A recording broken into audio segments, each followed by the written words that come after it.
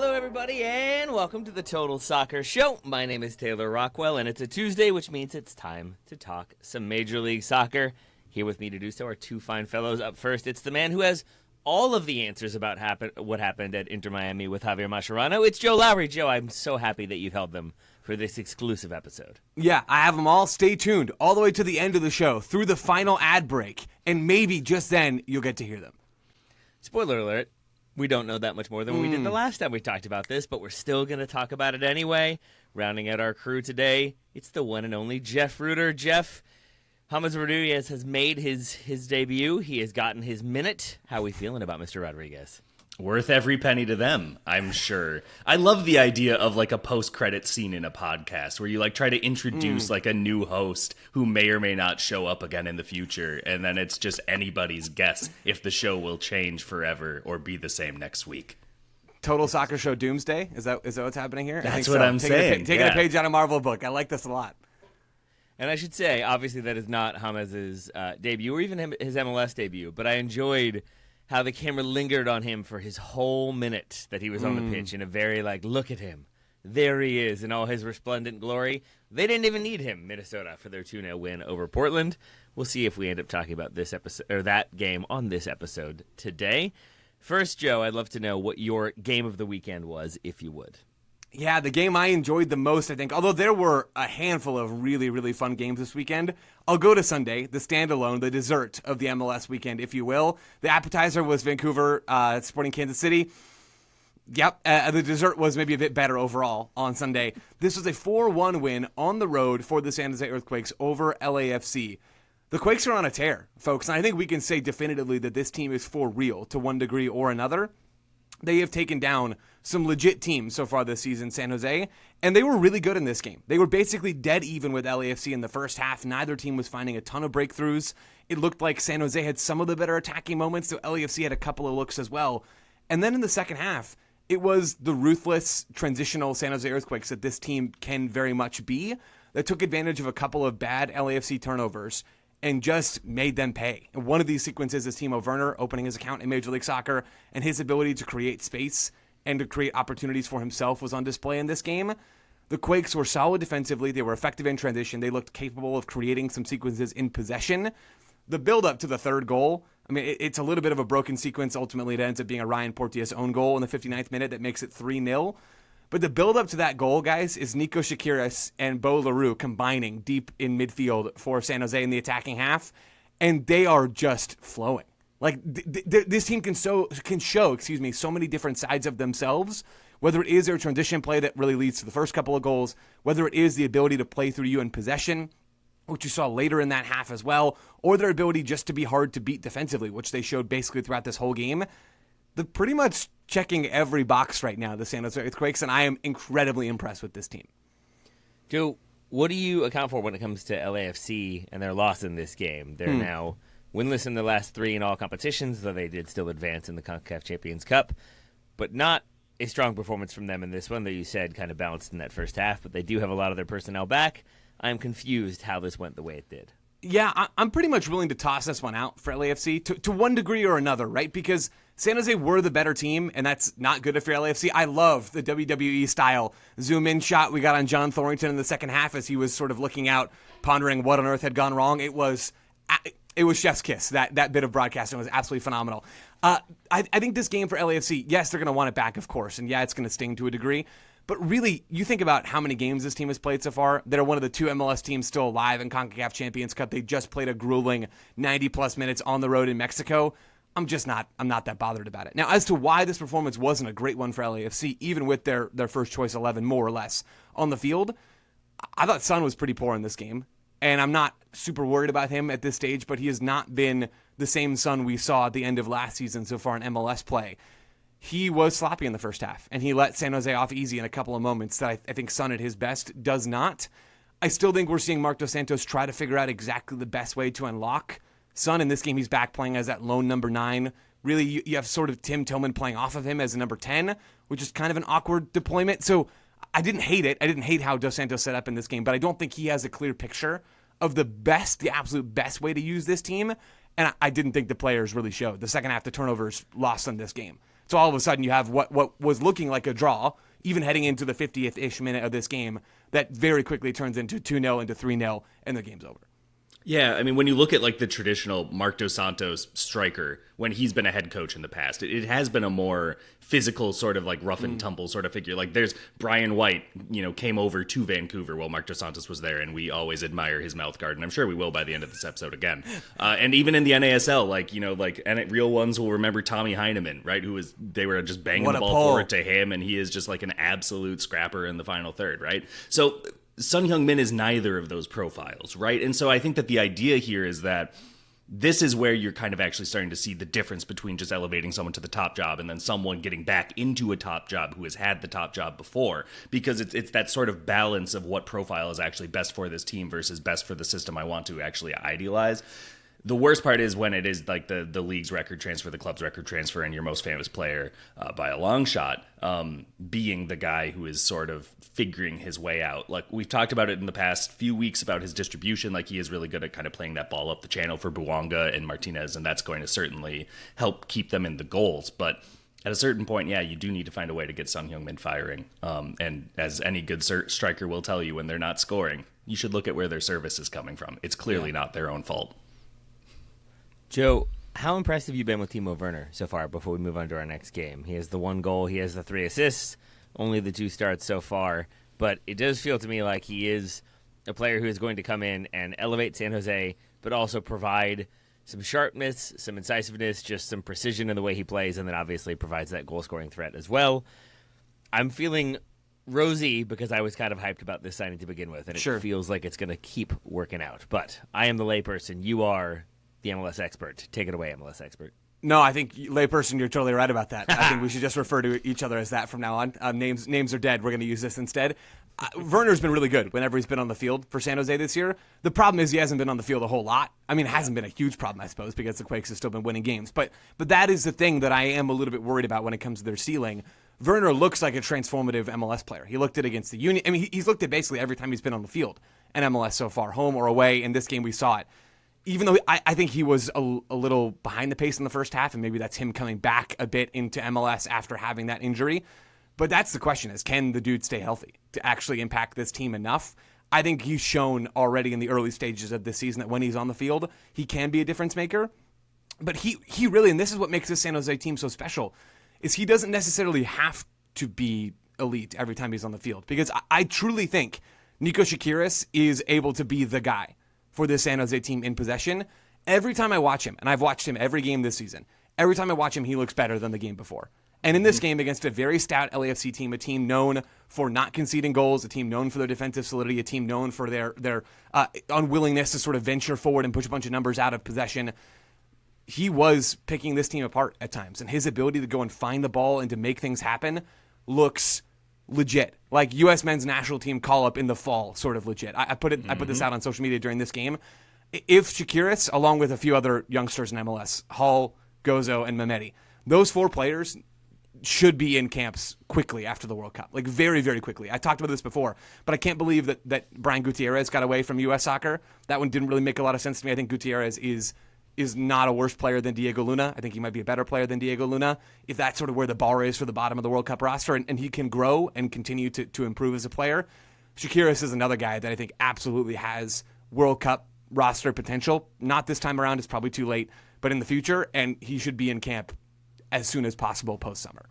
I think you're seeing a sort of different profile of number 10 develop than they come through Major League Soccer's academies compared to like over in Europe. Because I think when you look at, who are the players in the pool who develop through European academies, okay, well, let's talk about Malik Tillman, let's talk about Gio Reyna, right? Like their technique really came through, and that made it very obvious to spot them in a crowd, right? Like look what they can do in close quarters, look at the passes they get, look at the movement that they find, that they think to find because of the system that they developed in, right?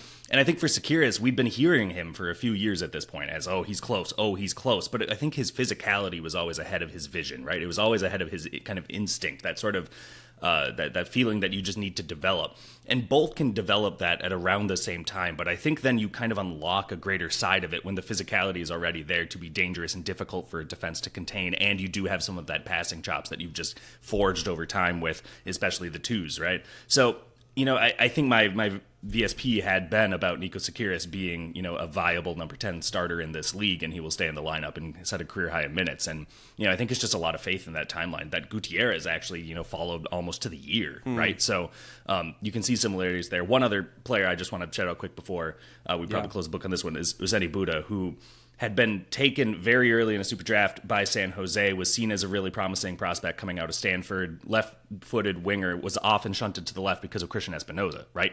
But now you're playing him on the right so he can cut inward, and you're just seeing so much more of a natural game sort of emerge from him. He gets a brace in this game, but he's been so much more dynamic than I've ever seen him in his 5th season now in Major League Soccer, if I remember right. So really exciting to see those sorts of develops. Those are the sorts of things where it's like, yeah, of course Bruce is just going to be like, oh, you were really talented when I was scouting this draft for the Revs and you're still here. All right, let's get you back to basics and let's get you back to good. Yep. And he certainly is in the best ball of his career to date.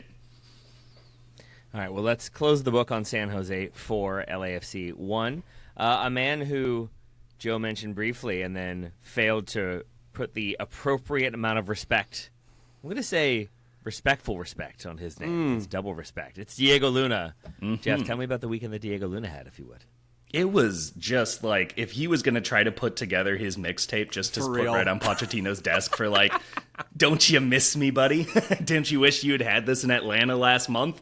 It would have been the first 7 minutes of this game against San Diego. Look, we talked about it a little bit last week where we were having some concerns about San Diego after the CONCACAF Champions Cup run and just how are they able to evolve in possession. Duran Ferri is having some good moments. He's having some bad moments playing out of the back and has, unfortunately, a very bad moment playing out of the back. Look, it's predicated. I think it's worth mentioning that there was a sort of nervy VAR check that they were trying to evade because Manu Dua had just swung his leg above his own head, which is just really impressive. And if you can do it, I would too. Like that's a good sign of good hamstrings. And, I think we need to see more of that in society these days. The Rockettes are out of business quick.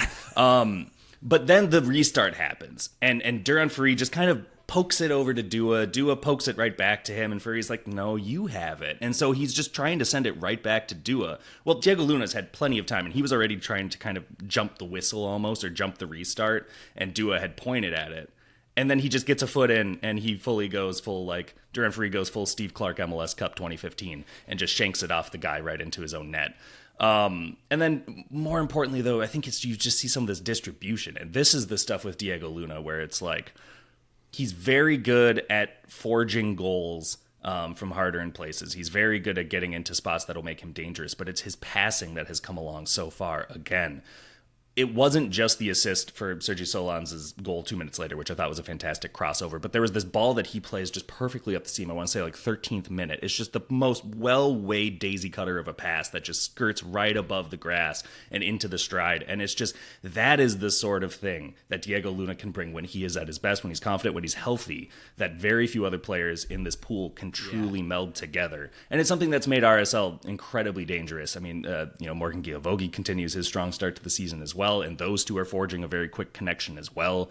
Like sometimes you can just say San Diego actually played better in this game after those 6 minutes, right? But like at that point, I think that RSL had all of the momentum behind them, all of the confidence that they could see it out, and even when they were giving up goals, they could get one back. So really fun game towards the top of the West between I would say probably two of Joe's greatest loves. Was this an emotionally conflicting game to watch for you? A little bit. I mean, I love this game so much. I highlighted this game on Weekender heading into the weekend because I just think the first time we saw these two teams play, it was a banger. This was also a banger. Maybe the two single best games of the MLS season so far have been played between Real Salt Lake and San Diego. There's a few things there that I want to get to, Jeff, off of what you said. The first is on Luna. You mentioned some of his really nice moments in the early game. Also, the game-breaking ball he plays on the third goal for RSL, where RSL are sort of in their own half. San Diego push numbers forward in possession. RSL win it. They play long to Luna, who's in the right half space.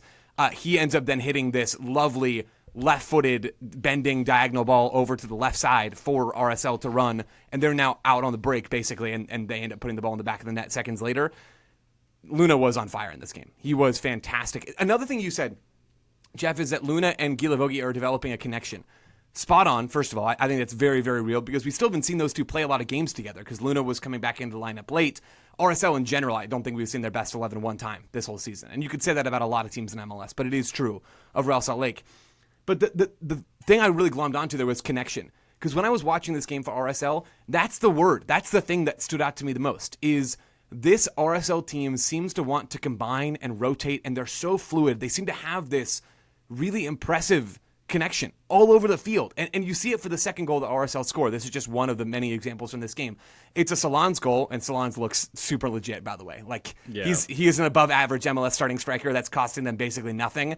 That's how you build really good MLS rosters right there. Is doing People that sort didn't of give stuff. enough crap to Ernst Tanner for his absolute disdain for the super draft. Like, just such an easy way to just fill up your academy doesn't have 11 starters coming through at every single time at every position. Like, just laughable. And I don't even mind the Union's disdain for it, but there are other teams that I would very much take in that way.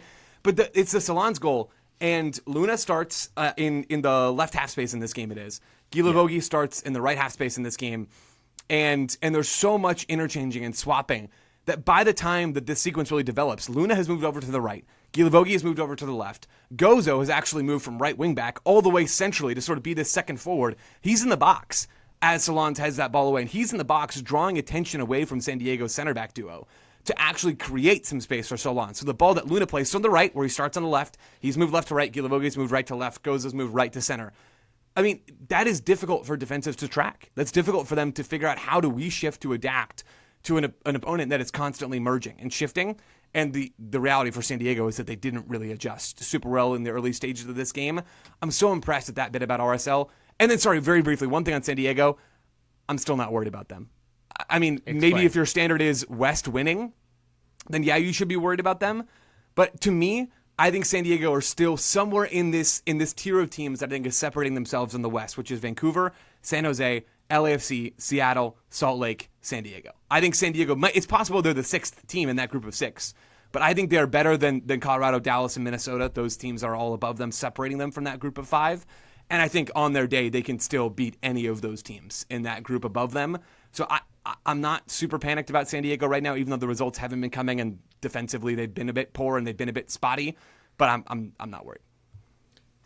Can you explain, Joe? Not that I disagree, but can you explain how it is that you rank them higher than Minnesota, FC Dallas, and Colorado? Like, is it just you know what they're capable of? You assume you know what they're capable of based on last season? You don't have faith in those other three? What would it be? No, I mean, I think San Diego, so we've seen them hit a level this year that none of those other teams have hit. Now, I am still holding some Colorado stock, and I think Minnesota are a difficult team to beat, and they showed some of that in this game against Portland over the weekend.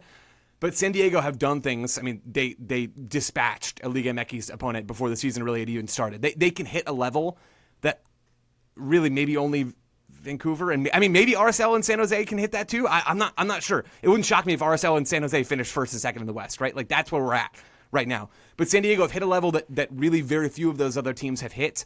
And the talent is still there, man. Like, once they actually get their pieces back in the back line, and they're so injured right now. They're missing starters to injury to suspensions. The front line has been a little bit unsettled. They've had to chop and change. Once they can settle, and they maybe, it might be a post-World Cup break thing. I don't know. But they can do things that these other teams cannot do.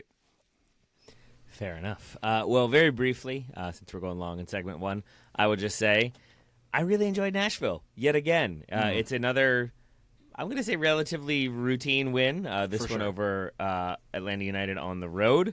And I think it takes them until late in the second half to get the second goal, but it felt for all the world like a good win for Nashville. And they have just become a team that I've moved to near the top of the order when I'm reviewing games from the weekend. They're one that I get excited to watch. I'm not sure that's always been the case for them.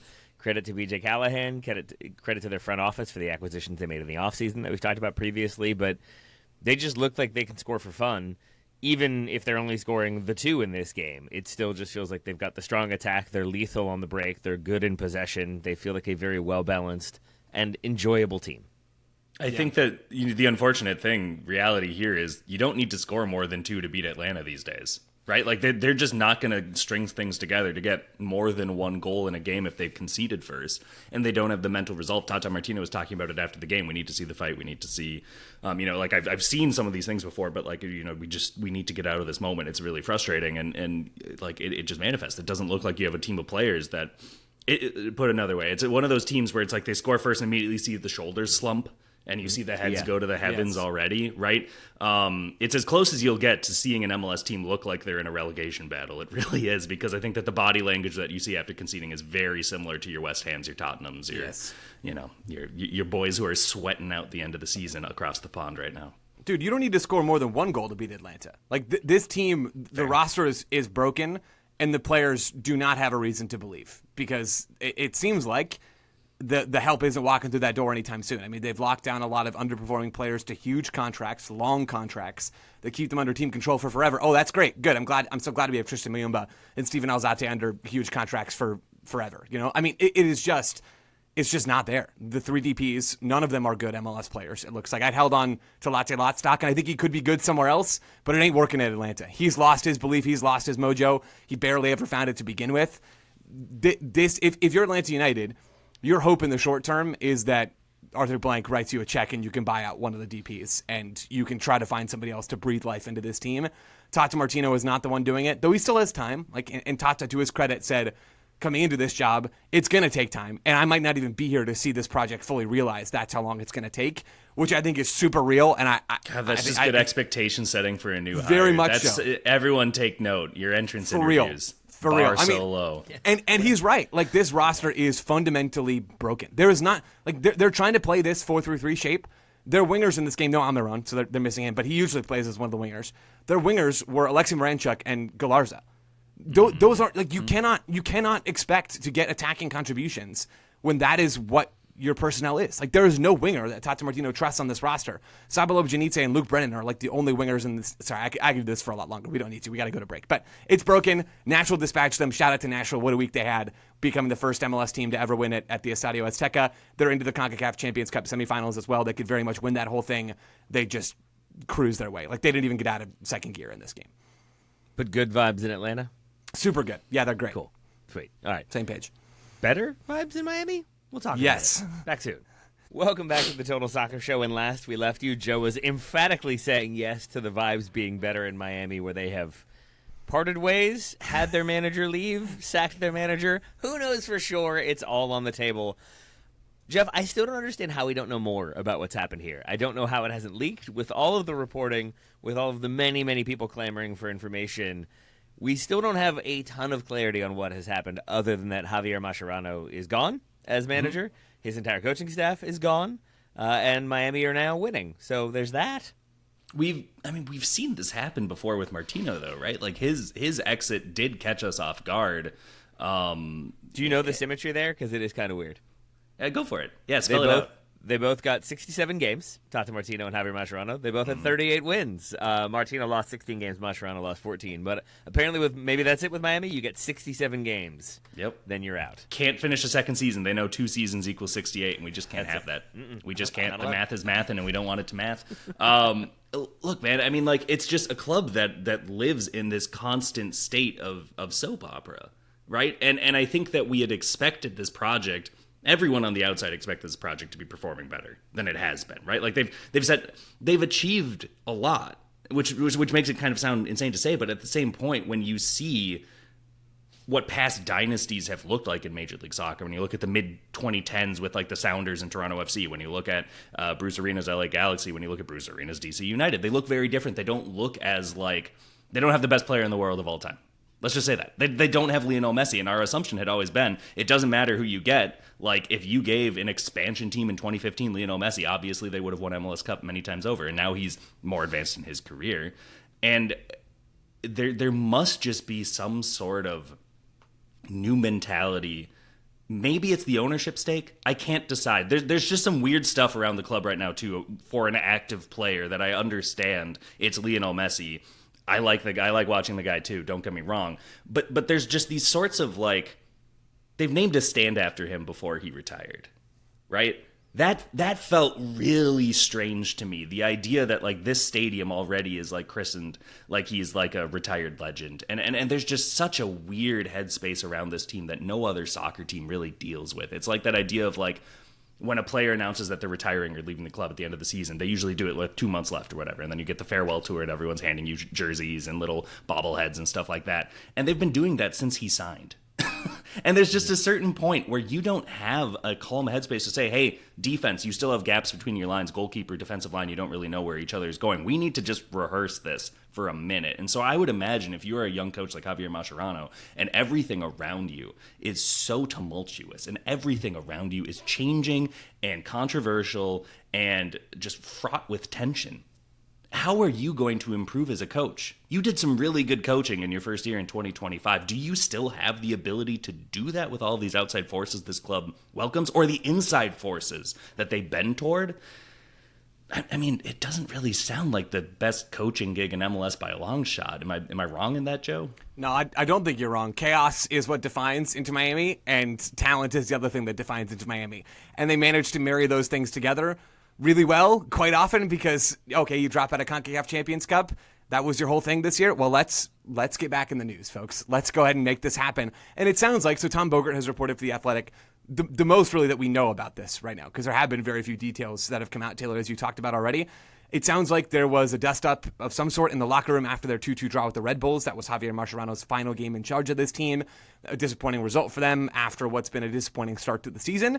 The other thing that Tom talked about was the tension from dropping out at the round of 16 stage in the CONCACAF Champions Cup, which Jorge Mas talked about very shortly after they won MLS Cup last year as being the thing that they wanted to win. They wanted to be back in the Club World Cup, and this was their ticket to do it at the soonest possible moment. They failed, right? They didn't beat Nashville. They were probably just as good as Nashville, and that wasn't enough in that series. They needed to be better, and they didn't have it. And so all of a sudden, now you have Mascherano taking all of the coaches that arrived with him, so that's not the entirety of the Miami staff, but it's a big chunk of the Miami staff, out the door with him, and he cites personal reasons, and it seems like maybe the reporting flies in the face of that citation just a little bit. My initial thought here was maybe he was going to take another job, because why else would you take all of your staff with you? Maybe they're just boys, tighter boys than Messi and Mascherano are, after all. It sounds like Mascherano is not a top-tier friend of Lionel Messi, after all. This is a tough job, man, and I truly think that Mascherano had the toughest bit of the season, right? Let's think about this. He had the fixture congestion, and I suppose I'm coming off as a Mascherano apologist, and I think that's because I think he's been doing a fine job. So I suppose. He had the toughest portion of the season because he had CONCACAF play to balance as well, and that's where the most pressure was, and they didn't succeed there. And also, he's been the one having to navigate the early stages of this transition away from Busquets and Alba, which has clearly mattered a whole bunch for this team. Or all of a sudden, you don't have the same profiles of players in those positions. They don't have the same connection to Messi. We wonder why Messi's not performing as well. Sure, it could be the ownership thing. It could be the stand thing. Probably more so that he's lost two of his most telekinetic teammates that we've ever seen connect with anybody in soccer history.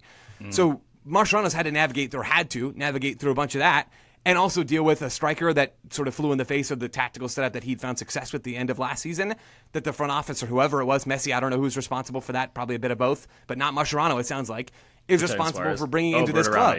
Yeah, exactly. So, there's a lot of difficulties that Mascherano had to face. I think whether it's Hoyos, and it sounds like it's going to be Guillermo Hoyos, who was already on staff at Inter Miami. He's the interim coach, and it sounds like he's going to be around for a little bit. He's going to have more success than Mascherano because the pieces are going to start to fit better because they've already gone through the hardest part of this season. Isn't he like the Messi whisperer? I feel like that's what it seemed like from what I was reading, that he's like knows Messi, is Messi's like soccer godfather or whatever. And yeah, it seems like with that in mind, he'll probably be the next head coach, at least until a better friend comes along. Agreed. I agree on that, Taylor, first of all. And the way that the reporting has been framed around Hoyos is that he's the one who never says no to Messi. Right, which I think is sort of a huge. I mean, that's what we thought Mascherano was going to be, right? That's what I thought Mascherano was going to be. That's what I'm confused by. And that's so, the most confusing part of all this. Yeah. And so maybe there's a performative element to being Messi's friend, which is that you need to win everything, and if you don't, then Messi doesn't like you as much. I mean, that sounds like a joke. I'm not even kidding. Like I don't really know all the intricacies of these relationships. But it sure seems like there was animosity in the locker room in Miami based off of the reporting that we have. They were dissatisfied, and so Mascherano chose to pack up his toys and go somewhere else. And the crazy thing is Miami still won 3-2 over the weekend because they still had the best player on the planet against the Colorado Rapids in front of 75,000 people in an awesome game. It was a phenomenal result for Miami on the road against a good, very good Rapids team. Messi broke the game open. And ultimately, for Mascherano watching that thing along at home, you've got to be seething because ultimately, even after all this chaos and nonsense, Miami still have a ridiculously good roster relative to a bunch of these other MLS teams. And they still have the best player on the planet. And he won them that game. Even in a game where they were flawed at different moments, Miami are still going to win a bunch of games between now and the end of the year. They will. I want to spend some time on what might have gone wrong for Mascherano. And it's not like fully speculation in my mind. I don't want to get into like the personalities necessarily. But like a lot of the kind of when you're doing the abbreviated list of why they let him go, it tends to be elimination by Nashville, CONCACAF Champions Cup, like an uninspiring start to the season, and then what? Like personnel issues, including like maybe Berterame isn't like firing at all cylinders yet. So maybe that's your case. If that's like your 1, 2, 3. Have I missed anything there? Those seem to be the 3 big ones, right? I think so. I think that's it. Yeah. Okay. And then it's like, I get that if your priority is CONCACAF Champions Cup and you get knocked out, that would be very frustrating. However, it's not as though you got knocked out by all shade intended Orlando. Yeah. You get knocked out by the team that is ahead of you in the standings in Nashville. Like, it is a good Nashville team who were better on the day or better on the days, and here we are. Like, yes, it's not the strongest start to the season. They are still in second place. They have still won enough games. I mean, admittedly, one of them was quite recent after Mascherano's gone, but we talk about this all the time with growing pains and with the kind of change in personnel, change in the locker room vibe. That's why you have the regular season. That's why you have to figure it all out in time for the playoffs. None of that really leads to this was an untenable situation, and it goes back to me to there must have been something else. I put it to you all then, from what you have seen of Inter Miami, from what you've seen of them on the pitch, what would be the reason why players would go to him after a game and say, like, this isn't working? What is it that wasn't working? What do you feel like wasn't clicking yet?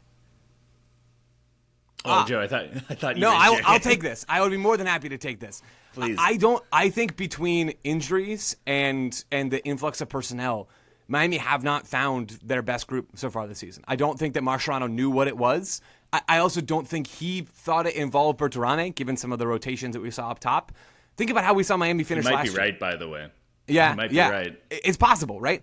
We saw Miami finish last season with Messi as the false 9, with Allende on the right and Silvetti on the left. And it worked really well throughout the playoffs. They had defensive buy-in from that group. They had plenty of quality in attack, and the balance worked really well. And Alba was key to providing some width on that left side because Silvetti is not a true wide attacker kind of winger type of player. And so now this year, you're missing Alba and you're missing Reguilon a bunch of the time because he's been injured for basically every game so far this season. And now your balance on the left is way off because you don't have any true... I mean, honestly, Silvetti might be the closest thing to a true winger that you have. And he's really not quite that profile of player. Now you're seeing left sides of Mura or Allen with Silvetti or Segovia, and it hasn't clicked. And then you're missing Busquets, and Ayala has not been fully available so far this season.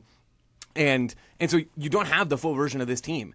And I think there's probably frustration about the lack of answers coming, or answers not coming quickly enough, really. And I can see some of the frustration there. Expectations for this club are higher than any other club on MLS, and justifiably so, right? Justifiably so. But it has not clicked, and it was not clicking, and I could understand people inside of that group recognizing that and having some frustrations about it. And there's on the one hand, the standings tell you they've only lost once in Major League Soccer. On the other hand, they tell you that they're averaging fewer than 2 points a game, right? And I think that is another one of those metrics they're going to look and say, hey, we should be blowing the doors off of this thing. And I agree with you, Joe. I think that there's a lot of combinations that need to be well worked. And this is a team that at its best is very reliant on its combinations, whether we're talking about the points record version or the playoff version last year, especially down the stretch, let's say from like September onwards. That was very much the thing, was they just had these instincts. And this does go back to Alba and Busquets, you're right. But I think it also has to go with patience. And this just isn't an organization that has had a lot of mid to long-term planning. And to be fair, for this iteration, they don't really need to. The guy's in his late 30s, sure. Right? So, you are always trying to, maximize the short term of this project at every single stage of it, which can often unsettle the medium term potential of it. So it feels like it's a lot of overreacting to the fact that last year at the end of the season, I think that they beat Nashville in 3 of 4 games, right? In a row when you look at decision day into the first round of the playoffs. And so I'm sure for some of them, they were really humiliated to have lost to that specific team that they had absolutely no issue dealing with at their best, right? And I think that is, that's discrediting the ability of your opponents to study what you've been doing, study what you've changed, and try to adjust for it, right? It's a little bit of hubris at play there, but I just think that they were caught unaware with that. They were trying to change a lot in the back, and that is where it was already a little tough, but at least they generally, the defense that got them to MLS Cup last year knew where each other was going to be and where the pitfalls were and how they needed to adjust for it. And now all of those relationships have to be forged anew because of a new goalkeeper who has been struggling. It has to be said. I think in goals prevented, he's bottom 4 in the league, right by your Bonds and your Pulskamps and the guys that are sadly usually there because of the shots that they face.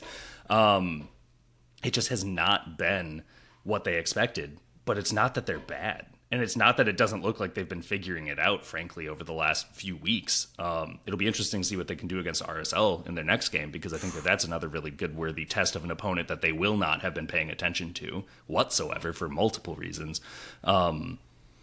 Just a fascinating organization, isn't it? It's one of those where with all the roster restrictions and whatnot and the level of MLS and the global hierarchy, I think that these are just the sorts of like headaches and not scandals, but just constant state of turmoil that we haven't really seen a club deal with unless it's like truly self-inflicted like CF Montreal, and that is a completely different genre. Like we're talking about champagne problems at this point, right? We're not talking about like, does the owner remember we exist problems? Yeah. And this is, Taylor, you talked about like, Miami still are mostly doing fine this year, and you made a very logical case for the fact that maybe something else needs to have happened here. At the end of the day, I kind of just think this is Miami operating illogically, which is what we see from a lot of the biggest clubs on the planet, right? Although maybe a little bit less so these days. But operating illogically and thinking exactly what you said, Jeff, where, we beat Nashville a bunch last season. Why could we not take care of business now? Our standard is higher. This is inexcusable. It's unacceptable. And not accounting for how the sport actually works, which is sometimes other teams get better and you maybe get a little bit worse over the offseason. And also, you played that series incredibly tight and some variance was due. This wasn't a logical choice for Miami if it really was them severing ties with Mascherano or very much opening the door for him to walk through it, right? Which is sort of how the tea leaves read to me at the moment. But that's how Miami are going to work. That's kind of how they work now, which is the standard is in the sky, and if we're not in the sky, we failed. And they haven't been that high this year, and it's going to take some time for them to get there. And it kind of seems like Mascherano was the scapegoat in the early stages. I think he was. And I think that doesn't necessarily mean that like Lionel Messi and co are the villains if Mascherano is like the scapegoat here. But I think it can also indicate that there can be friendships in football. You can have kind of lasting friendships. But when you have somebody like Lionel Messi, who by all accounts is an insane competitor, that's how you get where you are if you're him. Like he wants to win. He has that crazy drive, and I think is going to hold everyone accountable. And we've heard that about his early days with Miami and how much he was demanding of teammates and how frustrated I think he was with a lack of commitment every single day.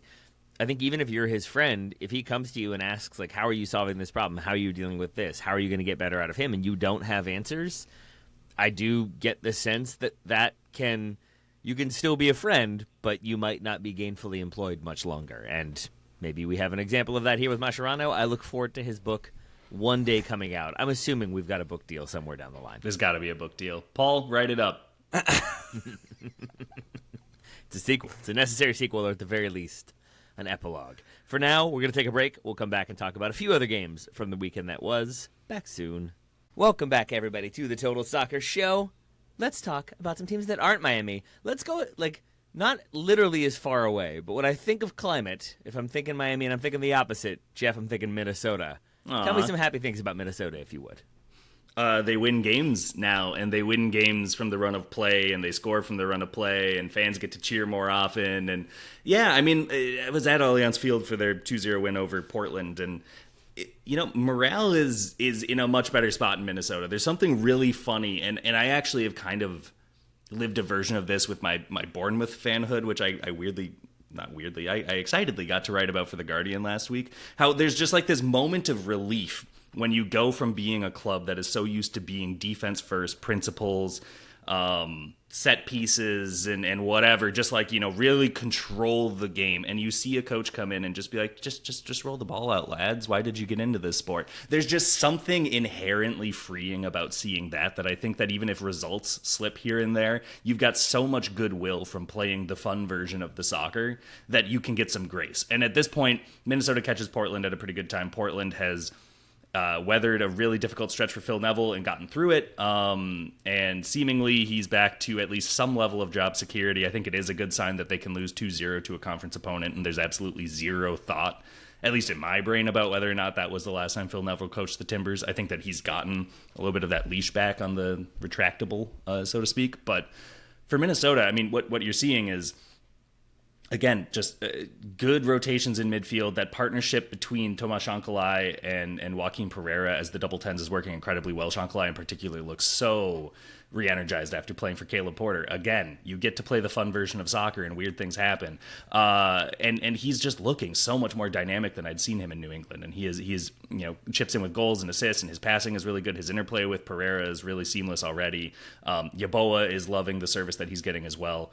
I don't know. I mean, there wasn't necessarily anything in this that I looked and I was just like, this is why Minnesota's going to storm to the top four. But no, I think that they're still very much who they are. They're going to be, 5 through 7 in the West, I would guess, at the end of the season. But, I think that they'll enjoy that path to 5 to 7 a bit more than finishing fourth the hard way, possibly. But remember, I think remembering where a lot of folks were, I won't say we because I was not in this camp before the season started on Minnesota, which was a lot of people were saying the sky is falling for Minnesota United. We weren't right? saying that here. No Taniolo O'Shea, no real replacement for him, which I think was a real concern. Yeah. But you lose Robin Ludd, you lose Dane St. Clair, you're missing pieces in this team. What's the path forward? And I think they have shown Minnesota United some real aptitude in the transfer market. James Rodriguez has been a non-factor, although it was worth it to sign him just so that he could start against Sacramento Republic in the Open Cup. How cool is that? Genuinely, if you're a Sac Republic fan, your team is playing against James Rodriguez in the Open Cup. I get so juiced for that. Like I have so much time for that. Only start. I'm completely fine with that. Also, I mean, really, it was all worth it just for that. But Minnesota are playing competent soccer. And I agree with you, Jeff, like that 5 to 7. I mean, I could see them finishing even lower in the West just because the West is so good this year. But, but they're a capable team in the Western Conference. That is really not going to get their lunch handed to them by a lot of teams in this league. The thing that I'm enjoying about Minnesota right now is these little evolutions that Cam Knowles has brought to the table. And this coaching staff has brought to the table because basically everybody on that staff is a head coach at this point, which is an interesting dynamic. But I think you've got this Minnesota United team being more aggressive defensively. Their average line of confrontation is higher this year than it was last year, about three yards higher up the field. They're spending a little bit less time deep in their own third as well. It's not night and day. Like if you're really, you got to be really dialed in or really dialed into the numbers to see these differences. But you see some of that stuff, and you also see a team that's a bit more patient in possession, or a team that's willing to play. Their average vertical distance on their passes is pretty noticeably lower this year, actually, than it was, which means they're playing with more patience than they were before. And I think these little tweaks are maybe helping to keep this group of players engaged, right? Because think about how much we talk about how you're talking about the fun version of soccer, Jeff. Minnesota last year weren't really the fun version of soccer. I mean, probably more fun to play for Minnesota than Caleb Porter, right? That's just an evergreen statement. And I don't think I've ever seen a team accused of not being the fun version of soccer so much as Minnesota until Correct. Arsenal. Like, that is like the entire cadence of it, right? Like, it shifted. Yeah, it shifted. Thanks, Arsenal, for taking it was that like mantle away from Simeone's Minnesota. Atleti at its like grungiest. And then there was a break. And everyone liked system play. And then Minnesota did this and it was like, no. And then Arsenal leaned into a lot of the same things with way more money behind it where you're like, why? And that's pretty much the timeline of negative soccer in, like, let's say from 2010 onward. I mean, I can't think of teams that fit better together than Atletico Madrid, Arsenal, and Minnesota United. I think of those two in the same bracket. And the thing is, Jeff, is you're exactly right about everything you just said. This Minnesota team now has, I think, taken a step that keeps the players engaged. Like, that's my current theory with this team, where maybe they're a little bit tired of doing all the boring stuff that they did last year that was effective, and now you keep them engaged by making these little tweaks. And so far, I mean, the initial foray into the back four I didn't think really worked. I didn't think it fit the personnel super well. It's kind of like what Columbus have stuck with doing with Henrik Rydström. Knowles tried that at the beginning of the year, and it seems like he's ditched it to go back into that 3-4-2-1 sort of setup. And I think it's working. For Portland, on the Phil Neville stuff, I didn't think that this game was going to send Phil Neville packing, Jeff, so I think you're right on the money there. I still think Phil Neville's in big trouble. And I think the World Cup break could see him moved on from, because this Timbers team still doesn't really look good. I mean, their moment that gave Phil Neville a little bit of extra time, sort of, was beating LAFC's B team. I mean, that's just not going to do it for me. They were second best in this game. That's just kind of the reality for the Timbers right now. What was that phrasing? Could still be moved on from? Yeah. Got to phrase it politely, Taylor. Let's put it that way. That's really considerate. He could get fired. There it is. He could be voluntarily shown the door. Yeah, he could leave for personal reasons. Anything's possible. Is there anything that would make you feel like it is slowly being turned around, aside from results, aside from more goals being scored or what have you? Like, similar to Miami, what would you say are the deficiencies in Portland that he could correct or arrest that would make you feel like, okay, things are turning around? He has brought stability back to this team. Take it, Jeff. I think we Jeff's probably shaking his head. We would probably need more time to answer that than he might have time left in the job. I think that you have just a lot of these very I don't like to say basic because I've never done the job, but I think that you have a lot of these things that we're very used to seeing teams at this level execute that the Portland Timbers don't look calibrated to do so. I think that there's a lot of spacing, not just between the lines. And so we talk about this often, right? You play with like a kind of a tight block of a team so that you can kind of pinball the ball around and retain possession and find different ways to advance forward. Or what you do is you set up your team in a way where you have a free 8 or a free 10 dropping deep like a Ricky Pouge or whatever who can run around and be like, no, it's your turn. Nope, not you. Okay, shuttle, here you go, and whatever. And there just isn't really that sort of like structure that you can see with Portland. And so it goes across the lines. There's a lot of like accordion playing when you look at how tight they are at any single phase of the game, but there's also a lot of gaps between the lines, which means that when they turn the ball over, there are areas for very quick, dynamic, and incisive opponents to exploit them if they have the right service, right? If you're looking for the positive sign, I think it is how they reacted to the last-minute winner against LAFCB, where they were really energized by it, right? They were incredibly, I think that when you see a team that's just like, we don't believe in the manager anymore, they score that sort of goal and they still look exhausted and they kind of lean into the, wow, this was a hard effort, wasn't it? To try to like illustrate that they're not happy with this. And they weren't doing that. The body language isn't necessarily saying that the players don't like him as a guy, at least, or as a boss, right? But again, like... this could be a talent issue. This could be an issue of investment from the Timbers ownership or from recruitment from Ned Grabavoy's office. There still are. I keep going back to comparing them to who I'm sure internally they compare themselves to on a monthly basis, which is Vancouver and Seattle, and just how far off the boil they seem compared to the rest of their region, and how historically rare that had been until the 2020s, and now that's been almost modus operandi ever since.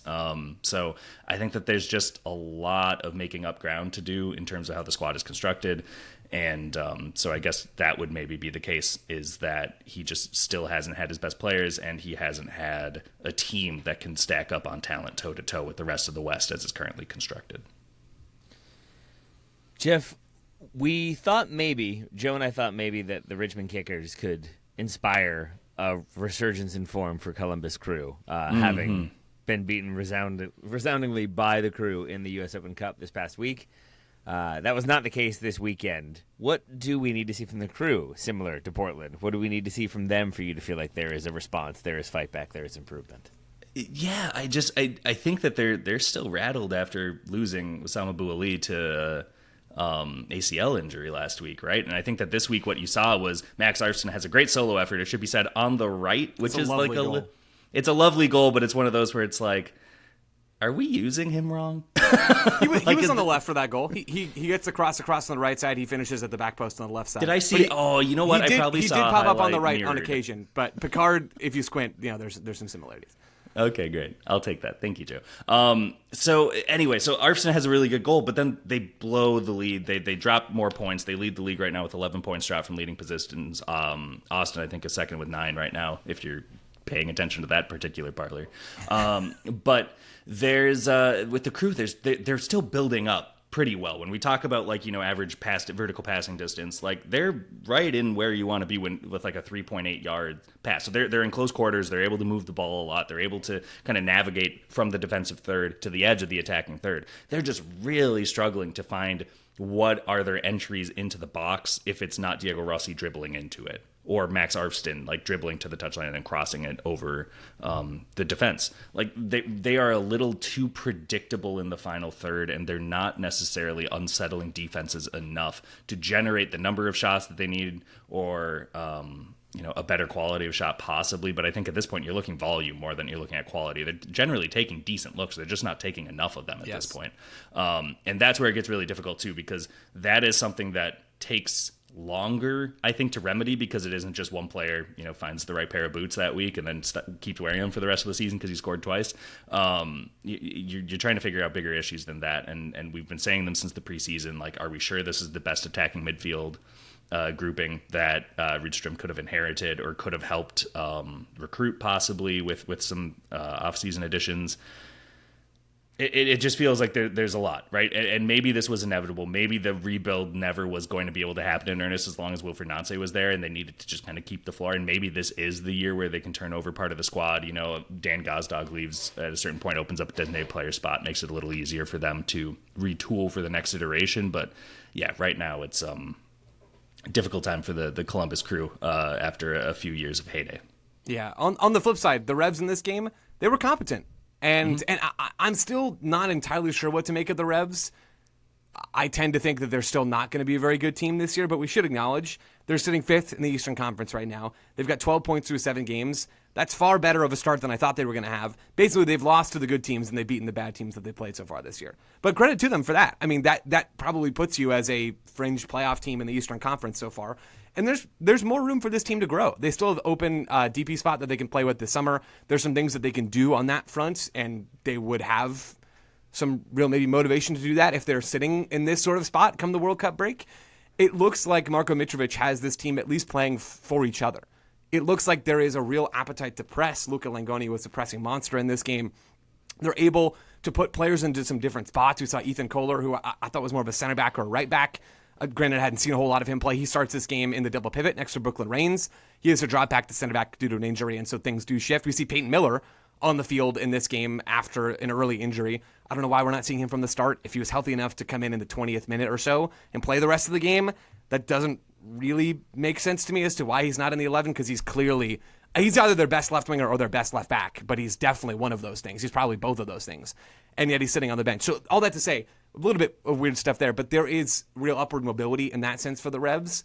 I'm not totally buying this team by any means. I still think they're at a talent deficit against most of the teams in this league, but Mitrovic has gotten some semblance of cohesion from this team. The players seem to be playing for each other, and there is at least there are some clear ideas across the board for the Revs, which I very much respect. We haven't talked about them a whole lot this season because we're still kind of waiting for them to play games that test them a little bit more than some of the Eastern Conference foes that they played so far this year. But even so, good win for them, collecting a big 3 points at home. Jeff, so we have clear ideas from the Revs, maybe fewer clear ideas from the Crew. I feel like DC United has some clear ideas as to who they are. I'm just not sure those clear ideas are what you want to be your identity. Ask an LLM, it'll tell you what your clear identity is if you're DC United these days. Yeah, man. I mean, it's a rough week there. Look, the draw on the weekend, fine, but I think we're looking more at one Knoxville, and we're looking more at that Open Cup. And it's a tremendous effort by Ian Fuller's side. It has to be said. Like, really one of those, like, early matchups of an MLS team versus a lower division team where you're just like, yeah, this tournament just has so much juice to it. Like, in general, like the concept of it isn't flawed whatsoever, right? Like for all the talk of how do we fix the Open Cup, how do we get the Open Cup to be a bigger deal in American soccer, it's not because the format's not working, because it still works unless you're DC United, unfortunately, and you have to go to penalties. Yeah, I mean, like what gets concerning though is that the players who are brought in this offseason theoretically to be part of that next era and to be that signal of intent still aren't contributing, right? And I don't know. Again, we talk about talent deficiencies. Like, there's something just really jarring also about seeing. We've played 7 or 8 games. Most teams in MLS have either scored or given up at least a dozen goals on one side of that ledger. And generally much more. It's like 15, 18, whatever. You look at how DC United is playing these games right now. 8 games played, 4 goals scored, 9 goals conceded. And there's just a point, man, where it's just like you just need to entertain folks. Like the ball can't stay in the center circle forever, my guys. Like, that combined number is their combined number for goals scored and goals against is still lower than either of Miami's numbers for goals scored or goals against. Yeah, that's it's ridiculous. Equivalent 4+ against to Cincinnati's goals 4, and we're talking about them like their attack is really struggling, right? Like these games just aren't fun to watch. That's the worst thing you can be as a professional soccer team, in my opinion. You can be bad, but if you don't have like an element of reason for fans to continue tuning in unless they have a financial investment in their tickets, it just gets to be a really difficult selling point. And I'm saying this about a team who, like, you know, I'll throw my hands up and admit, they're in 9th in the East right now. They are in a playoff spot. The East sucks. But the East has fallen off so much. So much. And we talked about it a couple weeks ago where it's just like Cincinnati, the Crew, the Union, Orlando all fell off. That's a lot of points that were available for other teams to come in and hoover up and call their own, right? Well, those are shifting a lot to the West. It's shifting in a lot of these non-conference games where you have a lot of Eastern CSOs who will be like, oh, there's 6-pointers and then the other games don't matter. And they'll say this sometimes to you off the record. They won't want to ever let you put this in print, but they'll say that they don't worry about games against the West because they're not indicative of what they'll get into in the playoffs because everyone in the East feels like they play somewhat similarly, and so you need to be best equipped to handle that. And you don't really worry about the West as much. Well, right now the West is literally eating your lunch and eating your points with it. So I'm not really sure how that balance got so wonky so quick. I think that MLS just has a way about it where there are just 3 teams that fall off in one conference and then 2 or 3 teams that rise in another, and suddenly it feels like the conference balance has never been worse. And I'm probably as guilty of thinking along those lines too, because I think it's fun to think about those lines of East versus West. But I'm finding reasons to not talk about DC United is what I'm saying. We're doing a DC United hit, and I am doing everything I can to look at the bigger picture, because right now if I squint and I look at DC United, I would really rather look at 29 other MLS teams. Yeah, DC awfully lucky that managerial carousels have been spinning to take attention away from them. Or also they're lucky that they've just driven expectations for the club into the ground, that when they lose in embarrassing fashion, we don't even talk about them anymore. I mean, Montreal, I think I said it last week, Montreal the most embarrassing club in MLS, and I stand by that, right? They're not even trying, and that's embarrassing. DC United are trying, but how they try is embarrassing. So there's that also. I mean, they are just tripping over themselves. I mean, the So Good stuff, the LinkedIn posting is like so bad. It's hilarious. Like it is Can we just spend a little time on that? Top tier comedy. Rene Weiler coming out and just chucking players under the bus and pressers, which these players aren't very good. So I'm sort of sympathetic. But it sure sounds like the dude has picked a bunch of these players. And if you want to go out and throw a fit to get your team to sign Caden Clark, more power to you, pal. Like, I mean, it's ridiculous. It's absolutely ridiculous. This team, somehow they're finishing 9th in the East because the East is an absolute calamity. Or they're sitting 9th in the East, excuse me. This team is very bad. Very bad. They were one of the most embarrassing. They had one of the most embarrassing performances in the Open Cup, outshined really only by Sporting Kansas City. That's the name of a team. And Austin FC, who also lost to lower division outfits and were beaten more resoundingly. But man, DC, I didn't think I had enough juice for this, but I guess I did. Can I make a counterpoint to you? Please. This is what a real club looks like. Tonight was not about the result. It was about this. Fans who traveled, fans who showed up, fans who stood behind the team despite everything. In moments like these, you understand what DC United truly is. A club built on history, a club built on community, a club built on people who care no matter what. A club statement written by AI. 3 stars on the badge don't come by accident. They were built on pride. They were built on honor. They were built on more than 3 stars. They were built by people like you. And step by step, we will bring this club back to where it belongs. Together, this is who we are. United every day.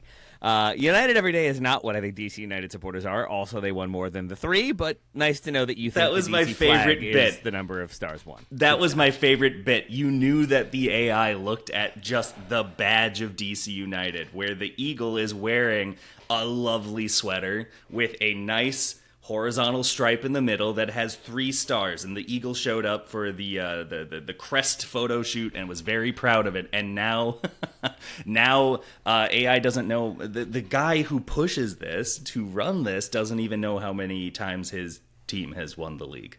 He went in and he edited it back later. It was like 4. Tradition, Jeff. What's we meant confusing 4. about this? It's not about that though. It's about that photo that I found and posted. Oh. It's a gift. It really is. It really fun. is. They're so It's fun. a grift is what it is too, but it's also a gift. I'm going to go break stuff. Thanks for that. Jeff Ruder, thank you for raising the urge to break things, but also a lovely performance by you today, aside from that. We save DC till the end for a reason, Taylor. We really do. Yay. Joe Lowry, thanks for talking about soccer or something. I don't know. DC are terrible. Yep, no problem.